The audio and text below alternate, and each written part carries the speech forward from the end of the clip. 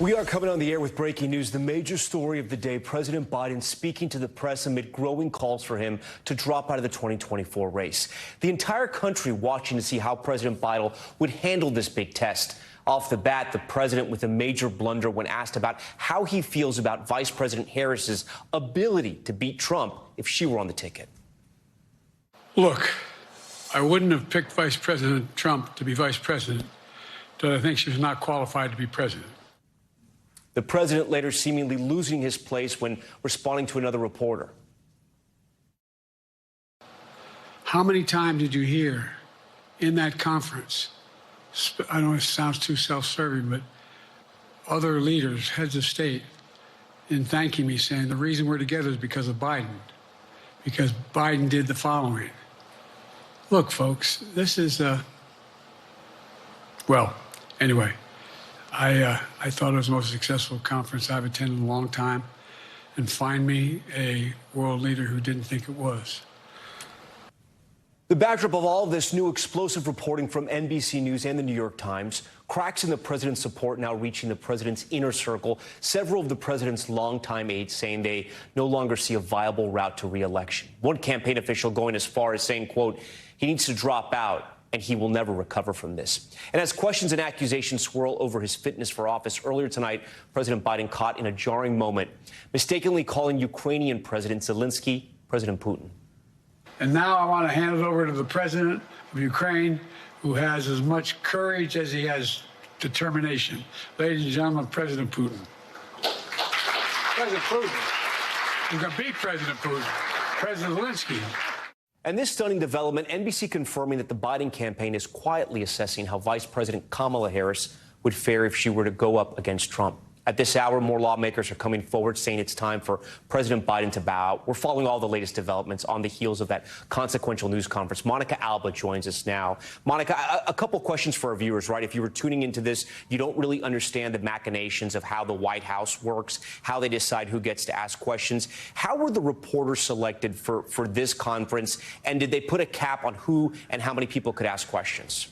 Well, I have to tell you, Tom, that the president did take questions for a little close to an hour. He had those opening remarks, and then he pivoted to really taking those questions from at least 8 different questioners. And then even at the end, he called on 2 reporters and said that he would not just wrap it up with one, but let the other one. And I should point out that multiple of those reporters, my colleagues in the White House press corps, had follow-up. So he really did answer dozens of questions if you take the follow-up into account. And at the very end, I thought it was notable that he did take a shouted question from our colleague, Peter Alexander, who asked him about that clear stumble where he incorrectly referred to his vice president as Vice President Trump. And Peter posed that question to the president, saying, what did you mean, essentially, and did you realize that? And referring back to the point that already we're seeing Donald Trump and his allies and his campaign seize on that moment. And in response, President Biden said to Peter, listen to him. And that is a big, big message that the whole White House and Biden re-election effort wants to be the takeaway from this news conference. They want to turn the page. They're trying to on that disastrous debate performance and put it back on the presumptive Republican nominee. And that is why you saw President Biden in his opening remarks talk about NATO in the context of what Donald Trump has said about President Putin and about the defense alliance more generally. He also put it into the context of other foreign policy challenges and really tried to make this about a contrast between his position and vision for a second term and what Donald Trump might do if he is to win back the White House. But overall, Tom, as you saw there, the president extremely defiant, saying, look, I'm going to stay in this race. I understand why people have certain concerns. He says that they are valid. He says that he understands. He even conceded that if his neurologist suggested that he should have another extensive examination like the one he did earlier this year, that he would do that, which is something that stood out as well, given all the questions about his age and his health right now. Yeah, and we're going to have to wait and see how voters saw his stamina, how they saw his energy, how they saw his cadence, how they heard this speech. He did have one moment there towards the end of the news conference that you mentioned. I want to play for our viewers now in case they missed it, basically asking what would happen at the convention if the pledged delegates to President Biden decided they didn't want him to be the nominee. Listen to that. Tomorrow, if all of a sudden I show up at the convention, everybody says we want somebody else, that's the democratic process. It's not going to happen. So President Biden, as you mentioned, they're defiant, right? Essentially saying that this is not happening, even though the reporting coming from NBC, New York Times, the Wall Street Journal, various other news organizations, that people in his inner circle and also other Democrats maybe want him to step down, maybe want another candidate. I want to play another moment for you. This is something he said during the news conference. You cover President Biden day in, day out. You've been covering him every step of the way since the debate. He said this about major events that he's been hosting since the debate. I want to play for our viewers now. Okay, we're going to give him a second to cue that up. It's the 20 major events. It's ready to go. Let's go. And where's Trump been? Riding around in his golf cart, filling out his scorecard before he hits the ball? I mean, look, he's done virtually nothing. And I don't know how many, don't hold me to it, roughly 20 major events. Someone with thousands of people showing up. And so I just think it's better. I always have an inclination, whether I was playing sports or doing politics, just to keep going, not stop. I just got to pace myself a little more. Monica, is that the case? Is the president hosting 20 events? Is that fair? Is it around there? Was he being truthful? Look, I think he's trying to combine a couple of things here, Tom. He's talking about the fact that he did hit the campaign trail after the debate. He was traveling a little bit. Then he did do a handful of radio interviews. Then he was back and traveling again. And so he's taking all of those individual engagements and, let's say, maybe a stop at a restaurant like a Waffle House, and probably counting that as one of those things, in addition to then giving a speech in a battleground state, in addition to then these engagements that he has had at NATO over the last couple of days. So if you add up all those things, but not 20, right? But not 20 major campaign events. Yeah. I understand now. Since you mentioned the radio interviews, I know there's some new reporting on that. What exactly has happened, and what's been uncovered with some of those radio interviews? Yeah, and I think what's notable about those is that they have really generated more controversy in the way they were handled than the actual substance of what was said in those interviews. He did them right before the 4th of July, and in those interviews, he conceded that he had screwed up, that he had made a mistake, that he had had a terrible debate night. But what we learned after the fact is that, in fact, some staffers from the Biden campaign and from the White House had apparently suggested interview questions to those radio hosts, and some of them were taken and essentially asked pretty verbatim. And so that's one development. And then in a separate development also related to those radio interviews, Tom, we understand that the campaign asked them to edit out a portion of something that the president had said during the interview, because they didn't happen live to air. They were taped to then later be released at another time. And that is something apparently that this radio station did, though they said that wasn't up to their journalistic and ethical standards. Monica Alba, terrific reporting from the get-go. We appreciate having you on tonight. I want to get right over to our chief political analyst, Chuck Todd, who joins us now. Chuck, your first thoughts after watching that. I have a series of other questions for you, but I want to get your initial opinion from watching it. Well, look, if there wasn't the debate, right, if that had never happened, this would have been fine and somewhat perfunctory, right? It would have been sort of, frankly, what we've come to expect from these public performances by the president. Some slip-ups here. He clearly, on the topics and on the substance, he knows this stuff. I think the reaction you're going to get, though, is really a Rorschach test. If you are looking for a reason to break with him, you can find some instances to say, look, while he knows the topics, can he really go toe-to-toe with Trump? He still is allergic to the word abortion. He finds a million different ways, even, to vaguely talk about it, right? So, hey, Chuck, explain that point, Chuck. I think that's important. Explain what you mean there. About the specific on abortion? Yeah, explain that. Well, I mean, look at it. He talked about, when he was talking about the strengths of Kamala Harris, he started saying freedom for women's bodies, and then it was control guns, not girls, right? He'll make allusions to it, but it's clear, and it drives a lot of Democrats, particularly in these swing states, crazy that he can't say the words abortion ban or abortion or anything like that, or abortion rights. So, my point is if you want to feel better about Biden, or at least tell yourself, hey, He's good enough. You know, I think this press conference you could say, okay, you know, yes, he can lead the ticket, but I don't think he allayed any concerns about his ability for all 4 years. And I think that, you know, look, I think there were some questions that could have been asked more directly about that, about all 4 years. I do think it's notable what he said at the very end, when he said that if his team came to him and said there was no path to victory, you know, he would take that into consideration. And then he quickly said, but there's no evidence of that, right? It's not true. You know, I think if you're looking for, is he leaving the door open to be persuaded to get out? Perhaps that answer at the end, you could hang your hat on that. So, but I'll tell you this, before this press conference, it did feel as if, boy, is he going to survive the weekend? Look, he's digging in. And you know, if Democrats really want him out, they're going to have to do a pilgrimage. They're going to have to be more public, and they're going to have to, you know, 100 of them are going to have to come out from Capitol Hill, I think, before he's going to budge here. And I don't know if there's 100 elected Democrats that have the stomach for that.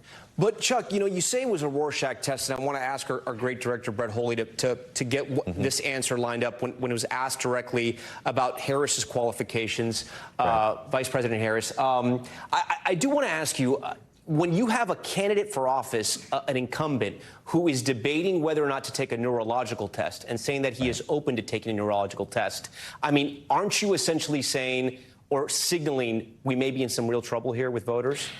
Well, look, I mean, I think this is the problem he's facing here, is that this is the #1 issue voters have decided is a huge concern for them, and it's been this way for a year. Our own polling has shown it. Plenty of polling has shown it.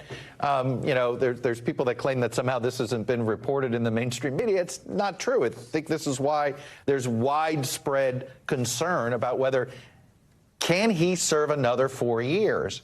And if that is your test, if you're trying to figure that out, you know, if your test is, can he lead this ticket for the next 4 months? Or should your test be, can he serve another 4 years, right, in this capacity? And I think that those might be two different questions that certain Democrats are asking themselves here on that point. But if, you know, I'll tell you, for me, I don't think he did enough to answer the question about his ability to serve the next 4 years. You know, he actually quite cleverly didn't answer the question about his ability to go one-on-one with Putin 2 years from now, 3 years from now. He also in some ways you got to give him credit for he also had this moment where he essentially said he was trying out, that the next couple of weeks, like, he was trying out to assure voters who had fears that, listen, I can still do this. Here's what he said when he was asked about Vice President Harris's qualifications. First of all, the way she's handled the issue of freedom of women's bodies to have control over their bodies. Secondly, her ability to handle almost any issue on the board. This was a hell of a prosecutor. She was a first-rate person, and in the Senate, she was really good. I wouldn't have picked her unless I thought she was qualified to be president. From the very beginning, I made no bones about that. She is qualified to be president. That's why I picked her. It wasn't a ringing endorsement of a list of qualifications of what she's done since vice president, but was it enough? Again, I think, look, I do for him. I think if you've noticed, a lot of his answers were that he would start with sounded like he was going to give a laundry list, and then he'd sort of stop in the middle. Well, whatever, right? It's sort of been a tick. But I want to sort of step back here. This really is the fault of how the White House has handled him and handled this. I go back to something, Tom, and I think you've talked about this before. You know, I think the inner circle looks at this performance and says, oh, it was fine because that's the Biden we used to every day. Well, because they're with him all the time. But because they bubble wrapped him over the last 2 years and were very reticent to put him out in any unscripted moments, and there have only been recently have they even been doing more unscripted moments, I think it's still a shock to a lot of American people when they're watching this. I think if they had been putting him out there over the last 2 years and letting the public get as used to him as they are, he might be in a different situation. There might be supporters of his that are giving him more benefit of the doubt. But right now, you've got Democrats who are just scared of Donald Trump, and they want somebody who's a fighter. And the problem is, I think that while substantively, you can argue that he's on top of everything he should be trying to campaign on. The question you have to ask yourself is, can he make the case out there? Can he go out there on the stump and do this for 100 straight days between now and November? You know, the argument and I think was there's a lot of questions about that. The argument he was putting forth is the same as campaign managers did to Senate Democrats, right? If you look at the polling, battleground states, it's within the margin of error. It's still an incredibly tight race. Is that enough, you think, to convince? I don't even know what to call them anymore, right? Because you have the president who's calling them elite Democrats.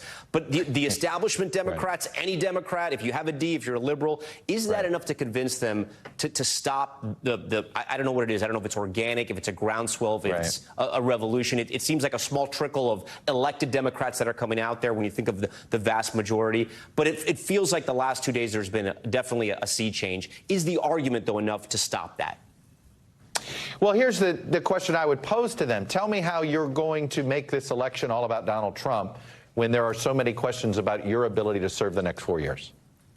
And can he make this campaign over the next 100 plus days more about Trump than himself?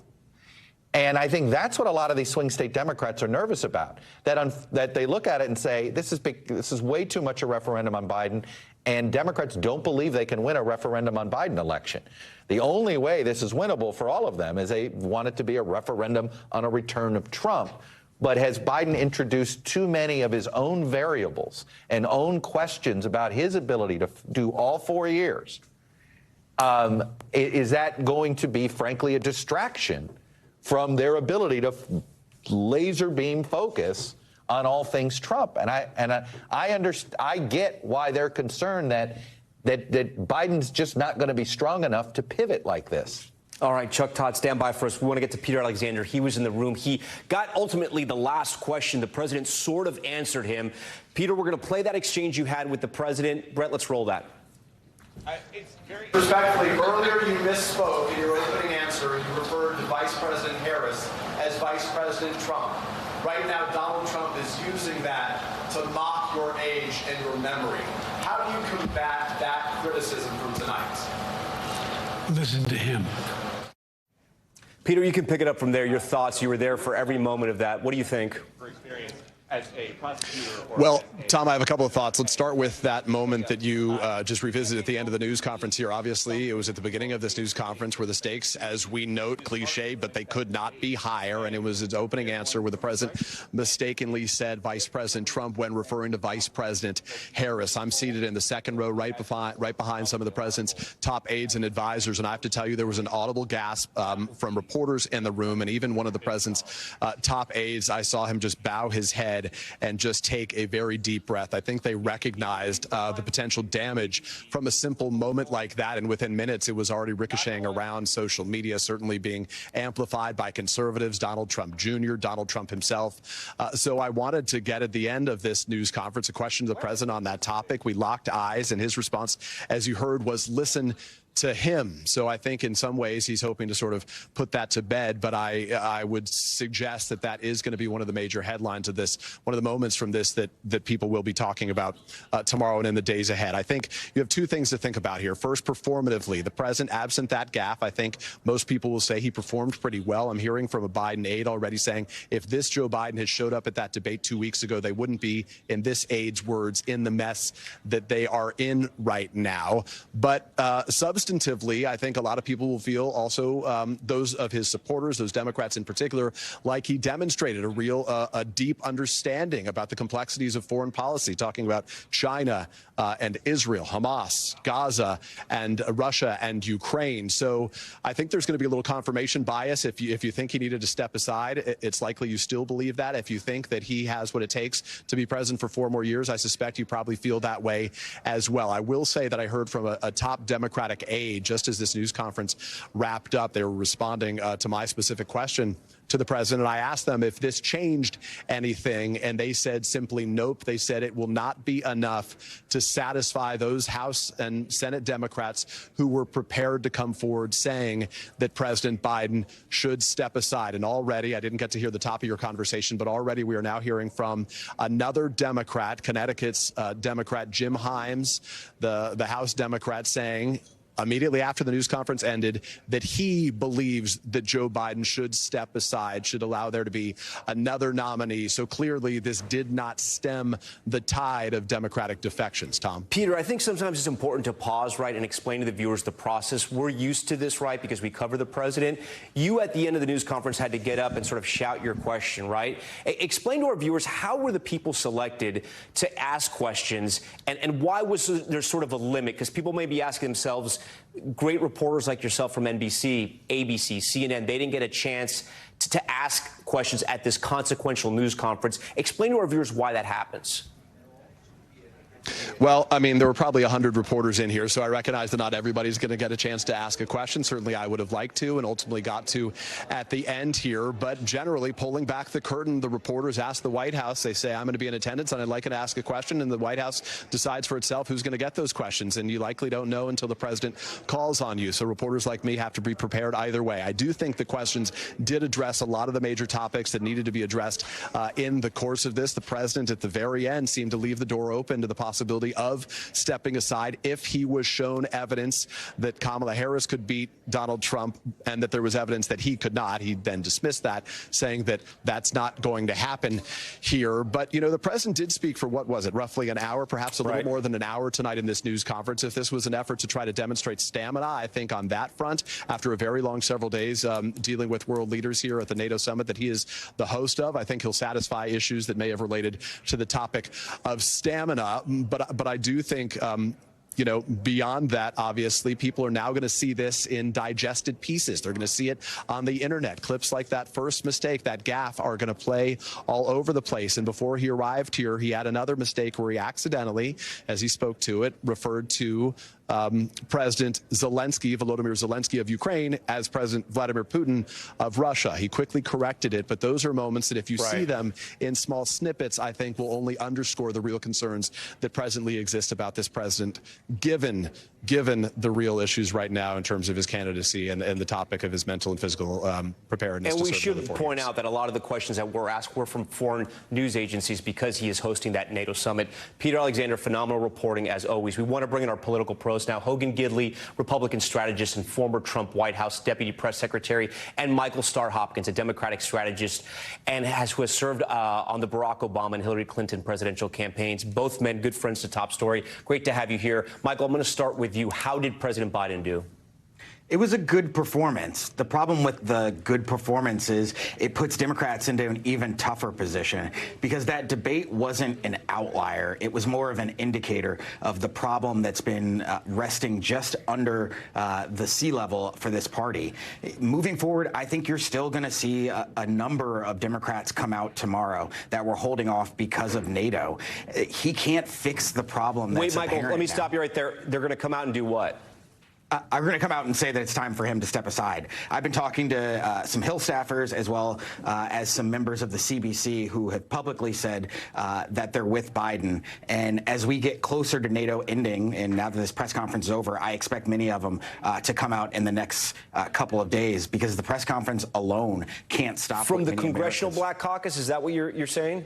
Yes, from the Congressional Black Caucus. That would be a huge blow to the president, right? Because as we know, we've talked about it on our show a lot, you cannot win this election if you're a Democrat, if you don't have the coalition of voters like black voters, Hispanic voters. That would be a pretty big event if that does happen. You think that's going to happen?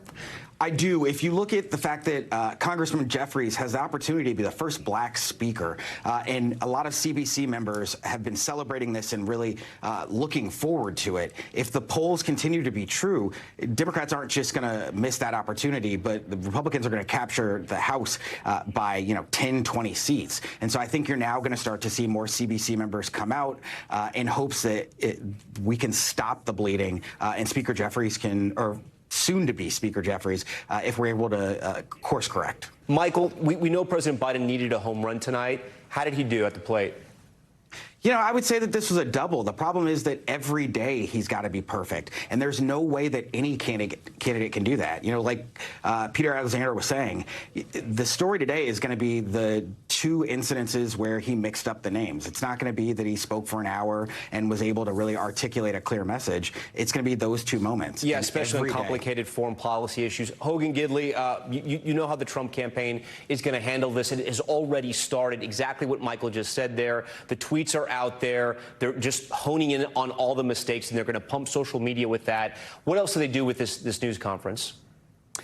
Well, I think Michael's absolutely right. And if the Congressional Black Caucus begins to fracture and show that there's cracks in that dam for their support for Joe Biden, that's a huge story and would be a massive shift. And I think Joe Biden would have some serious trouble. At the end of the day, though, I still think the dust settles and Joe Biden stays in. They rally the troops and they try to do what they can to salvage, the sagging poll numbers and the sagging candidacy of Joe Biden.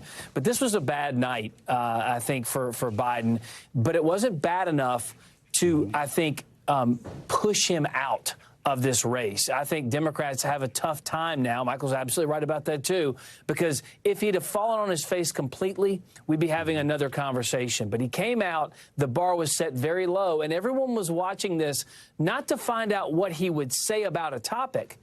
They just wanted to find out if he could talk about the topic at all. He did achieve that. Of course, there were flubs along the way. These are flubs that we've kind of come to know and expect from Joe Biden from the last 4 years. I don't think that's the story, though. I think the real story is Trump is going to look at this as a win. I think he should, because it puts the Democrats in further turmoil. And I think Democrats are going to be in a weird spot here because it was a win for Biden. And now they have a tough time coming out and calling for his ouster when he just put up a performance like that. You've worked with a lot of candidates whose maybe their campaigns are on the ropes. Did it sound like President Biden was projecting strength? Did it sound like he was staying in this race as you think he's going to do? Or did it sound like he was maybe listening and opening the door to possibly dropping out if the entire party turns on him? There were a couple moments I did think he was kind of seeding the ground, if you will, when he talked so glowingly about Kamala and why he picked her in the first place. That there could be a switch, and he was trying to make that a possibility. But then he doubled down even more on him staying in the race. There were some awkward moments with reporters. I thought, boy, did they give him a soft glove tonight. No real questions about his health that were of any significance. I mean, the toughest question, I think, came from Peter Alexander, who stood up and just basically pointed out the flub he made that was so problematic to set the tone for that press conference and set Twitter ablaze, of course.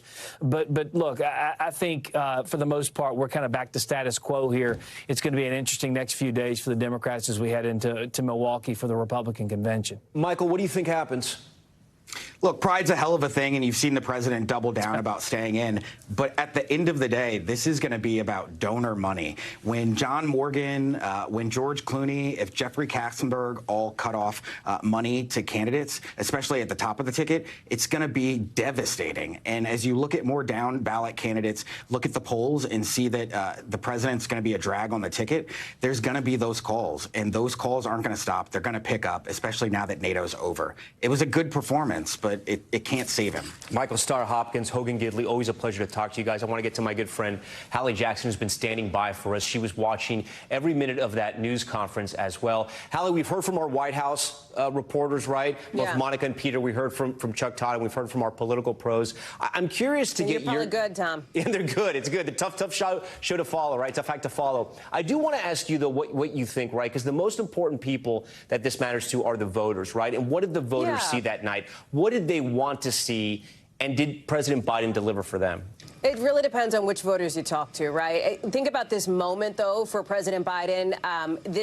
You don't get opportunities in prime time on network television across all the networks to speak to the American people all that often, right? That is fairly rare. Of course, the last opportunity President Biden had to do that was exactly 2 weeks ago tonight, and that was his debate performance that's been widely panned as disastrous. That's what put him in the political crisis that he's in now. So it depends on the voters that you talk to. I will tell you that you're seeing kind of a variety of it. We have these amazing embeds, as you know, who are planted in different places all around the country. They're talking with voters.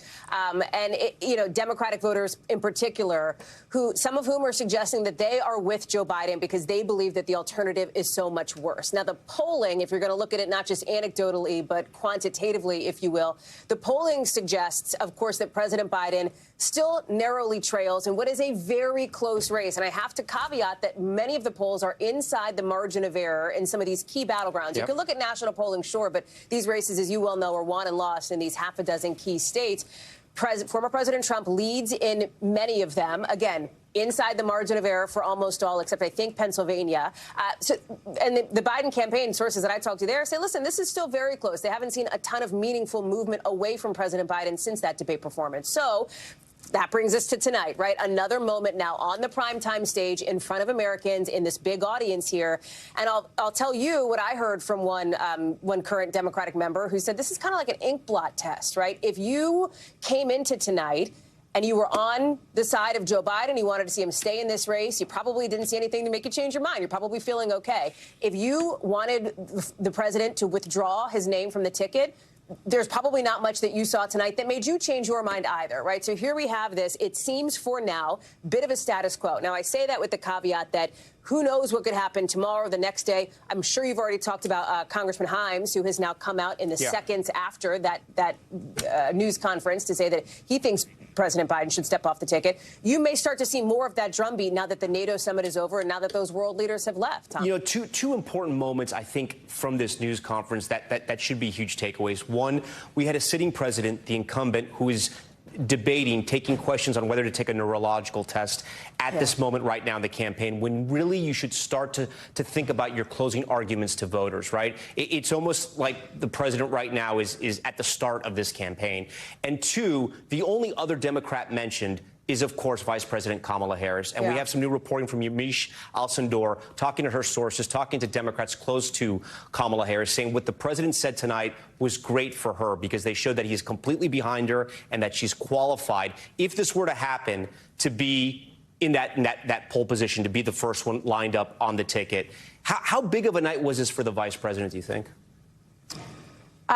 She has been walking this very sort of delicate tightrope, I think, behind the scenes. Publicly, obviously, full-throated support for President Biden. But, she's at the center of all this speculation on what would happen if he did come off the ticket, were she to be, in fact, the nominee. I mean, to the point where there's speculation in the rumor mill, the Beltway rumor mill is going about who would be Kamala Harris's running mate this November if, in fact, she were to get on the ticket. I mean, I think there are some folks who are like 10 steps down the path right now when we haven't even, President Biden has not even opened that door because he says he's staying in it. So I think obviously, of course, it's, Vice President Harris is, I'm sure, undoubtedly happy to hear that President Biden has confidence in her. But if he didn't have confidence in her, he probably wouldn't have put her on the ticket in the first place to be his vice president, given the relationship there that any president has with their vice president moving forward. I would go you one more macro, so to speak, Tom. And that way I'd pull back even more because you talked about how interesting this is. In your view, one of your key takeaways was the way that this feels like a moment when you should be making your closing argument, not your opening argument. Just to take a beat here, sort of the world that we're in right now, where you have the sitting president of the United States conducting a news conference that focused in large part on his ability to even serve in office, that touched on his bedtime, that touched on, some of these things that are, well within the arena of fair play for questions, given that Democrats, remember, the calls coming from inside the House, Democrats have raised these concerns. But this is a pretty extraordinary moment in American politics, whatever happens from here, whether President Biden remains on the ticket as he hopes to do or whether he comes off it. Hallie Jackson for us. Hallie, always great to have you. We thank you for that. We're going to have much more on the president's news conference in just a moment. We're going to take a very quick break. We'll be right back.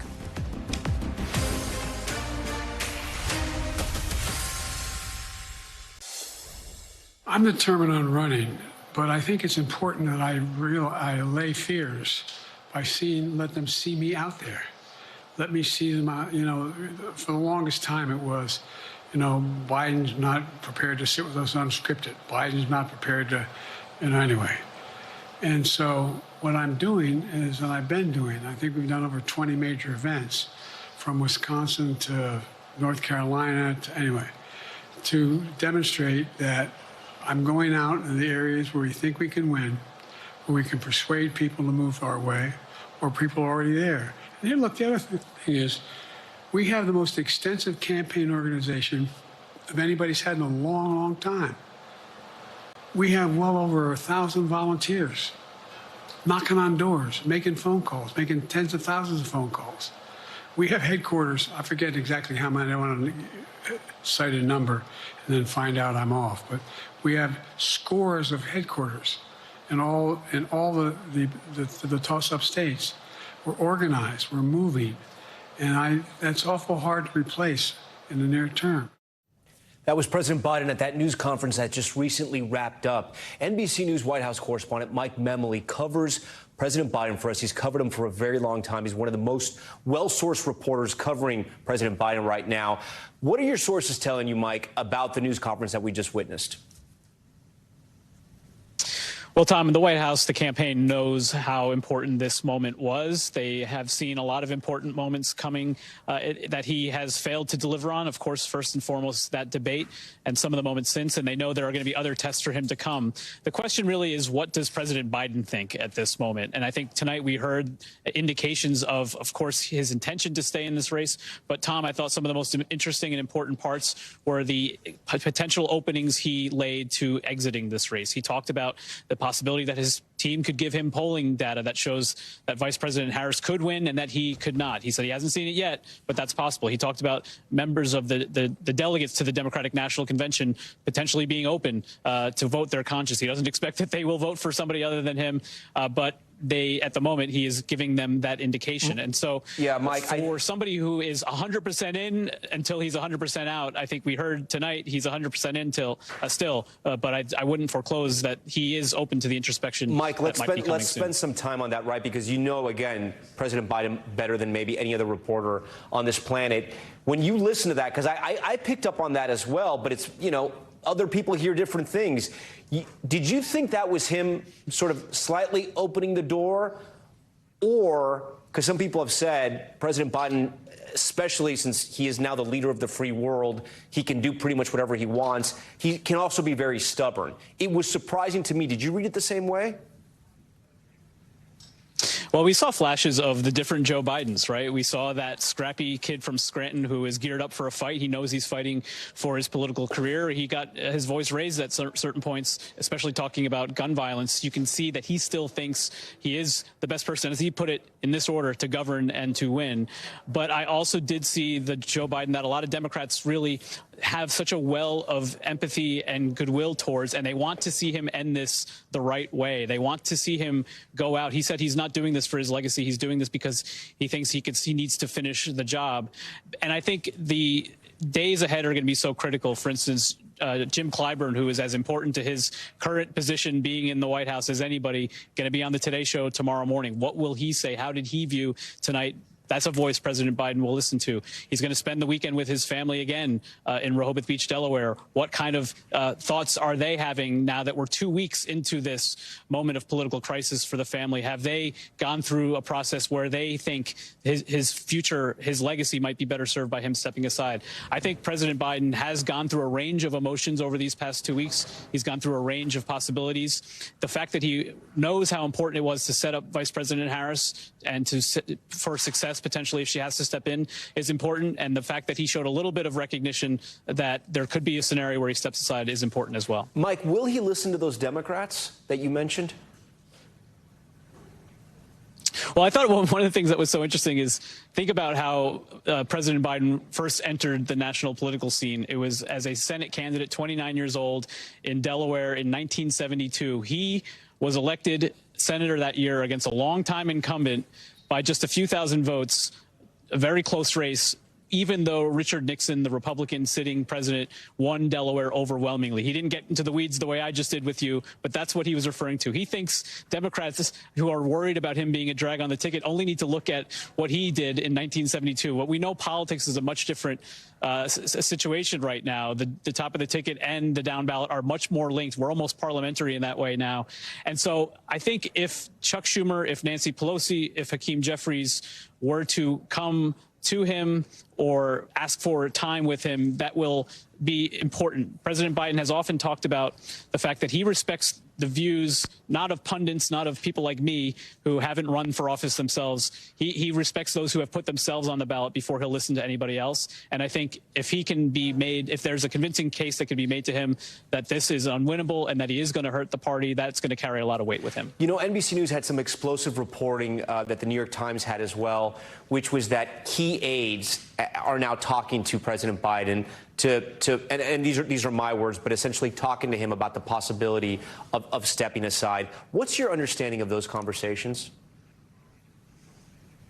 Well, the president has such a very loyal team of advisors, some of whom have been with him for decades, who continue to be at his side now. The circle of those who are really in on the important day-to-day decision-making, in fact, I think has shrunk somewhat. There are those close to him, and our reporting bears this out, as does the Times, who do believe that this race is unwinnable and that he should consider stepping aside. They are doing their due diligence to prepare him for a graceful exit. The question is he aware of those conversations? Is he gracing those conversations? I don't think so at this point, but they are doing what they need to do to continue to be loyal, to continue to serve him well, to prepare for that possibility, and that's where we are at this moment. Mike Memoli, we appreciate all your reporting. We're going to take a quick break. Right after this break, Jen Psaki, she joins us here on Top Story. Stay with us.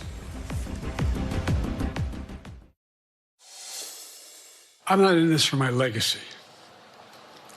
I'm in this to complete the job I started. President Biden still defiant at his news conference that just wrapped moments ago. The president there defending his time in office so far and saying this is not an ego trip, right? He still has work to do. Joining Top Story now live is Jen Psaki, who, of course, worked as a press secretary for President Biden, now a host of MSNBC and a good friend to Top Story. Jen, first question is easy. How did he do?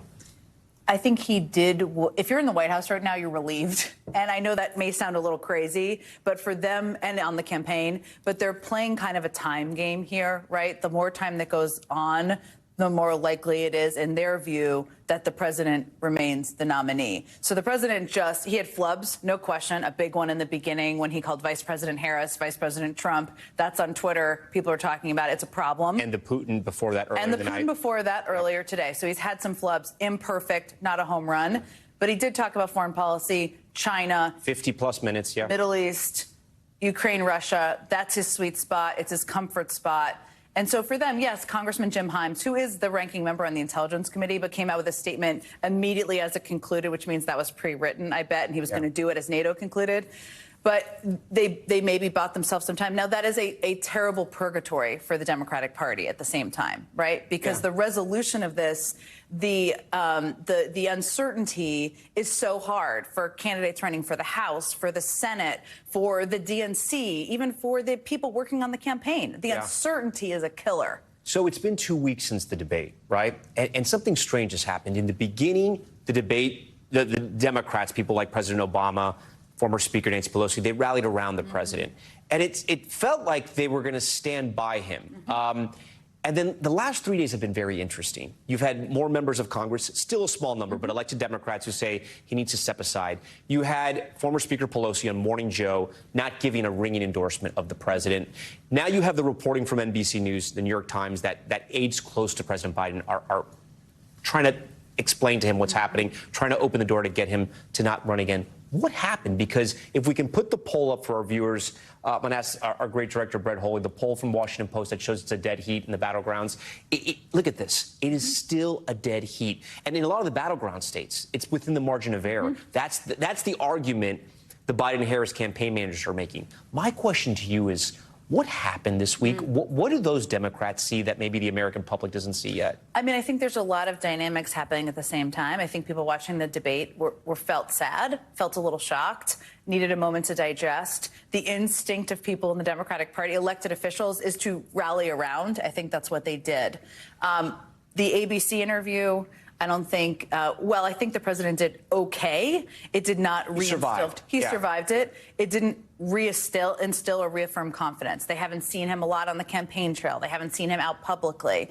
I also think that there's been a lot of people have seen more polling since then, and I don't mean nationally that's what I was getting at. necessarily. Do you think there's polling they're seeing, internal polling in the states, that say this is worse than people think? Well, I think you have House members running for Congress in the House and the Senate. Not many of the frontliners or the vulnerable candidates have come out. A couple have, some have, not a ton have, but they are talking to their consultants. They're talking to people on the ground. They're back in their states. They are probably seeing polling, and the polling is telling them things like, is there a change in enthusiasm? Not that I've seen or that anyone's put out publicly. That's something you watch. Is he could be a greater drag on the ticket and on their race? It really depends on the candidate, because a lot of them were already running ahead of Biden, and he has unique challenges that is different from a lot of candidates running, and that he is old. If you have a 40-year-old candidate, nobody's going to say that person's old, right? But I think it takes time to assess the political impact. And then he hasn't done anything tremendous to help himself over the last 2 weeks either. So I think it's a combination. But if you look at these statements, some of them are tortured in how they're written, very carefully written. A lot of them are trying to leave him space. Nobody wants to embarrass him. People like him personally a great deal. He's been around the Democratic Party for a long time, a leader in the Democratic Party for a long time. Also, they recognize that even for people who don't think he's the right person to be leading the ticket, if they call for that publicly, a lot of the prominent leaders, that weakens him dramatically if he's still the nominee. So there's a lot of factors going on right now. I don't know if it's a dramatic thing in the last couple of days as much as it's a compilation of things over the last 2 weeks. When you have an opponent like former President Trump who is just projecting strength, right? And at some points, it's just strength and there's nothing else there. When you have President Biden at this news conference debating whether he should take a neurological test, talking about his bedtime, talking about his wife's getting upset because they're putting too many events, how hard is it to turn that around? Well, I think the challenge is really about Trump within the Democratic Party in this sense. This is not Mitt Romney running, right? Where Democrats may disagree with him, but fundamentally there's not a concern of him having the nuclear codes, right? This is somebody who Democrats, a lot of independents, feel is an existential threat to our country, that it'd be the end of democracy. Now, that may sound dramatic or what have you, but that's how people feel. And so because of that, it has put the pressure on whether Joe Biden is the right person to defeat him. And that I think is the challenge. Strength is certainly an issue. It's an issue, and it's why do people think Donald Trump is more stronger than Joe Biden? How he projects himself, that's certainly probably why. But I think it's also because of the threat that many Democrats feel he poses, and he does, that people are so contemplative about it right now. And that's the argument some Democrats are making. James Carville in the New York Times. Right after that, you had George Clooney. Brett, I'm going to ask you to set up that bite from Jon Favreau. So you have these, if you want to call them establishment Democrats, I don't even know what to call these people anymore, because you have the president who says he's not an elite. It's sort of, who knows? It's sort of crazy. They're Democrats. They had rallied around the president up until now, right? And their argument is the same argument you're making, this threat to democracy, right? Here's what Jon Favreau, one of your former colleagues, said. He worked for the Obama administration. Here's what he said about one of the fundraisers that he saw President Biden at. It was not surprising to any of us who were at the fundraiser. I was there. Clooney was exactly right. And every single person I talked to at the fundraiser thought the same thing, except for the people working for Joe Biden, or at least they didn't say that. But I remember my wife, Emily, turned to me after the fundraiser and said, "What are we going to do?" Our viewers at home may not know Jon Favreau. He has a huge following with podcasters and in the Democratic wing, worked for President Obama. When you have Democrats publicly coming out like that, and then even bigger people, George Clooney, James Carville, I mean, how do the genie's out of the bottle? How do you get it back in? Well, I think my view is this is an important conversation to have. The genie should be out of the bottle. I don't know if that's the right continuation of the analogy, but it is a big question. And yes, this has never happened before, there are millions of people who have cast their votes for Joe Biden. There are some very strong arguments the campaign has and has made. But at the same time, if there is a real concern among the majority of the American people, among the majority of Democrats, about whether or not he can win and whether he can serve full term, then it is a conversation that needs to be had about what the right path forward is. It could be Joe Biden. I mean, meaning he could still be the nominee, because there is a question here, and this is what campaigns are talking about right now, of the alternative and whether Vice President Harris is stronger or weaker than Joe Biden as an alternative. And there's a difference of view on that from campaigns. We have a poll up. We're going to pull it up. It's Vice President Harris in a head-to-head against President Trump. This is the Washington Post poll. It just came out. It had her up. They're pulling it up now. It takes some time. We have so many elements that have come in because of this news conference. Had her up about 2%. Right here it is right here. So she's on top. She's doing better than the president is. How much of a vote of confidence is this when you take that and the comments from President Biden tonight? I think the comments from him tonight were very important because he had previously said over the course, I think in the ABC interview, that he is the only person, right? And that has continuously been his talking point. So it was important for him to reaffirm that he only would have picked her if he knew she could do the job. He also said something else interesting where he said, like, the delegates can do what they want, right? Now, some might be concerned. That was interesting. I mean, I was talking to Mike Memoli about that because it's strange. On one hand, he was, like, defiant, but on the other, it sounded like he was opening the door. It was hard to understand what he was doing. Well, I think what he was, there was a defiance, right? And there was a defiance at different moments in the beginning around guns. It kind of popped up in different moments.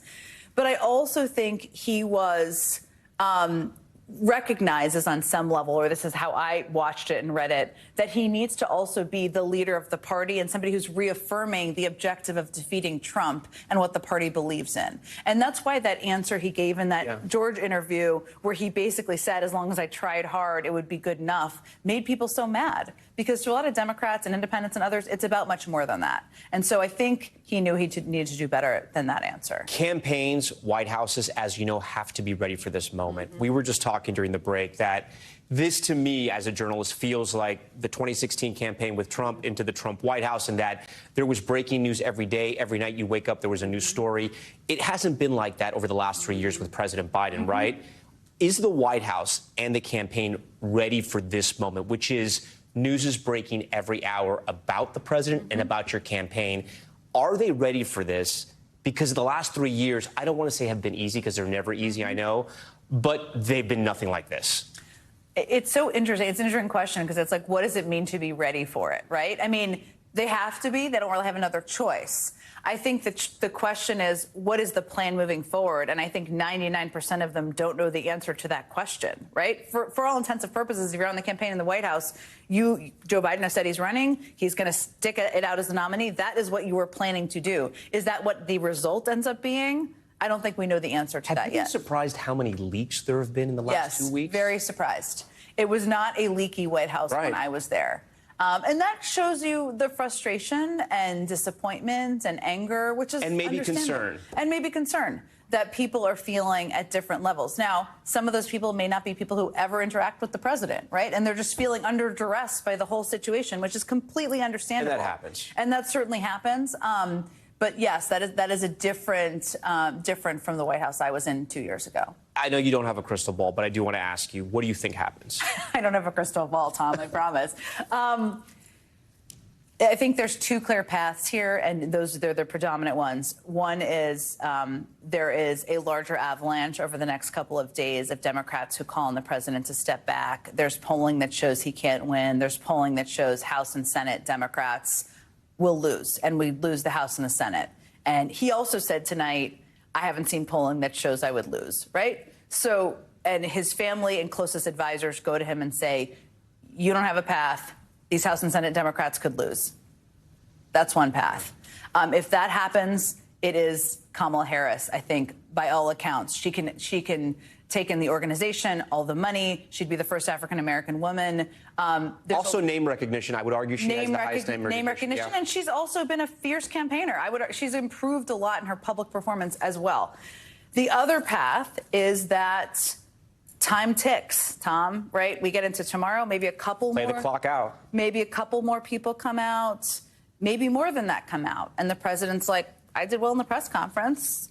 Polling hasn't showed me anything different. I'm sticking it out. We're in the Republican convention. Everyone's going to be focused on the Republican convention, what Trump's saying, what they're doing. All of a sudden, we're 10 days from now, and time ticks away, and he's still the nominee. So I don't know which path, because a lot of it is dependent on factors I have no control over, but those are the two likely paths. Jen Psaki, always a pleasure to have you on the show. We thank you. Yeah, we're going to take a quick break. We'll have more right after this.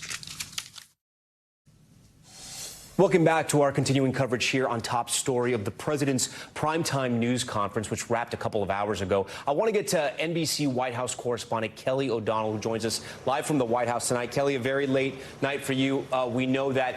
Tell us, what is Biden world saying? What is the White House? What is the campaign saying? Their reaction to this news conference? Well, the first thing they would point out is that the president took a number of questions, more than we've seen at other points this year. We've often made, as part of the press corps, concern about his availability to take questions. So in terms of having unscripted moments and a chance to be pressed on a variety of topics, they feel that the president demonstrated his foreign policy knowledge. They say that his command of those issues, which are very important in the world right now. And of course, this was at the end of the NATO summit, which is why there was such a focus on that. They said to me that they believe that compared to Donald Trump, the former president, Mr. Biden showed a real command there. They also noted that this was a chance for him to address the critics on issues like the concerns about him staying in the race, and that he addressed that, to talk about his health, where there have been questions from elected Democrats, from the public, about whether he needs to have additional medical tests. He said he would do that if his doctors thought it was necessary, and so far they have not. So at this point, the initial reactions from advisors are that the president, even though he had a misstep and he called Vice President Harris Vice President Trump, so there were some instances where he had some word issues, that the overall ability for the president to communicate what he was thinking, what his views are, they felt that that worked well. Now, that is really up for viewers and voters to decide. Was this enough? Kelly, so the president, when we had fact-checked this with Monica Alba earlier, spoke about these 20 major events he's doing. Monica was explaining in her reporting, it sounds like the president is grouping in some of those radio calls and other events, some of the NATO events he did as well. I do want to ask you, what does the president have on his calendar moving forward? When we look at the Republicans, we know President Trump has a rally in Pennsylvania. A lot of people will be watching because of the Veep stakes. And then the Republican National Convention, as we know, starts Monday. What is the president doing? Well, the president will be in Wayne County, Michigan tomorrow. So that is one of the most crucial battleground states, the state he won in 2020. So that is certainly a hotly contested part of the battleground map. That's tomorrow. Then he will be in Nevada and Texas in the beginning of the week. And, you know, in days of old, when the other party's convention was happening, it was typical that either candidate would sit things out. Right. Yes, going dark is the term. That is not what he's going to do. He will be giving interviews. He'll be noting the 60th anniversary of the Civil Rights Act in Texas at Austin, and he will be doing additional interviews. And they believe that that is another way that he can be tested and show that he is able to handle unscripted moments. One with our Lester Holt on Monday. Okay, Kelly, we thank you. We're going to take a quick break. Right back after this. Welcome back. I want to get right to Julie Sirkin with some breaking news. Julie, another Democratic defector. Yeah, that's right. Scott Peters of California, who has opened the door before, so not a huge shock here. I want to go back to Jim Himes just quickly here, because this is the first member of the Connecticut delegation to Congress to come out and call on Biden to step aside. This is somebody that I was talking to often, Tom, and so this is really significant that he has come out. I anticipate for the RNC next week they will pause for now, but many questions remain. Julie Sirkin, we thank you for your reporting. We thank you for watching this special edition of Top Story. Good night. Thanks for watching. Stay updated about breaking news and top stories on the NBC News app, or follow us on social media.